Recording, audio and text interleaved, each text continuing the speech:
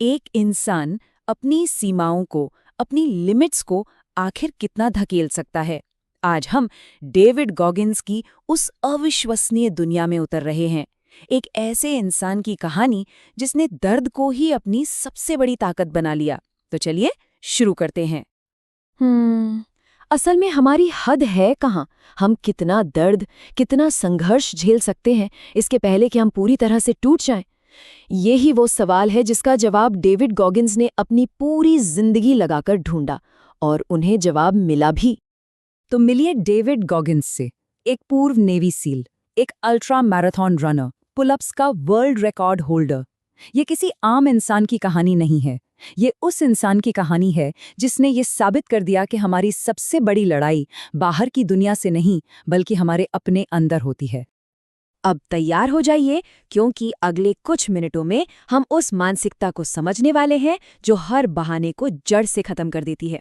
समझिए कि ये अपनी सीमाओं को तोड़ने का एक ब्लूप्रिंट है। चलिए गॉगिन्स के सबसे शक्तिशाली सिद्धांत से शुरू करते हैं, 40% का नियम। और ये एक ऐसा आइडिया है जो हमारी क्षमता के बारे में हमारी पूरी सोच को हमेशा के लिए बदल कर रख देगा। गॉगिन्स का मानना है कि जब हमारा शरीर और हमारा दिमाग चिल्लाकर कहता है कि बस अब और नहीं हो सकता, उस पल हम असल में अपनी क्षमता का सिर्फ 40% ही इस्तेमाल कर रहे होते हैं। हमारा दिमाग हमें बहुत जल्दी और बहुत आसानी से हार मानने के लिए मना लेता है। मतलब जो हमें लगता है कि हमारी सीमा है, हमारी असली क्षमता उसके कहीं ज्यादा है। जब हम थक के रुक जाते हैं, तब भी हमारे अंदर 60% ताकत का एक बहुत बड़ा भंडार बाकी होता है, जिसे हमने छुआ तक नहीं होता। तो अगली बार जब भी हार मारने का ख्याल आए, तो ये बात याद रखिएगा, ये अंत नहीं है, ये तो एक नई शुरुआत है। वो जो थकावट का एहसास है ना, असल में वही आपकी असली क्षमता का दरवाजा है। लेकिन सवाल ये है कि हम उस बची हुई 60% क्षमता तक पहुंचे कैसे? इसका एक ही सीधा जवाब है, एक फौलादी दिमाग बनाकर। आइए देखते हैं कि ये कैसे किया जाता है। पहला कदम है मन को कठोर बनाना। इसे ऐसे समझिए जैसे भारी वजन उठाने से या बहुत मेहनत करने से हाथों पर घट्टे पड़ जाते हैं और वो सख्त हो जाते हैं। ठीक उसी तरह मानसिक संघर्ष और मुश्किल हालात हमारे दिमाग को मजबूत बनाते हैं। हमें जानबूझकर अपने मन को मुश्किलों में डालना होगा।